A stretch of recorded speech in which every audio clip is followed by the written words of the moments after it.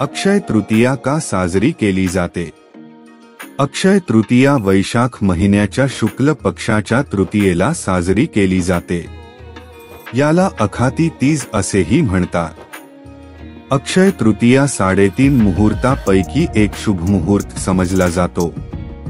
तसेच या दिवशी केलेले दान आणि कर्मे अक्षय मानले जातात. या दिवसाला अक्षय असे म्हटले जाते कारण या दिवशी केलेले चांगले कार्य नेहमीसाठी टिकून राहतात. तसेच या दिवशी भगवान विष्णूची आणि माता लक्ष्मीची पूजा करतात, त्यामुळे घरात सुखसमृद्धी टिकून राहते. काय आहे अक्षय तृतीयेचे महत्त्व? Importance of Akshaya Tritiya 2025. 1. अक्षय तृतीया हा 3.5 मुहूर्तापैकी एक शुभ मुहूर्त समजला जातो.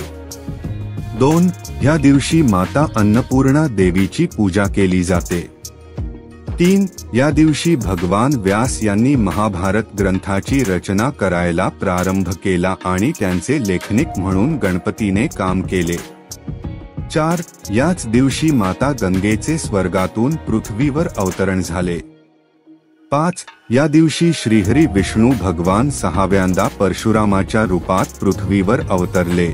परशुराम हे सप्तर्षीपैकी एक, ऋषी जमदग्नी आणि रेणुका माता यांचे पुत्र होते. 6. या दिवशी देव, ऋषी, पितरांसाठी पिंडदान आणि अन्नदान करावे. तसेच या दिवशी पाण्याचे मडके दान करावे. श्री स्वामी समर्थ.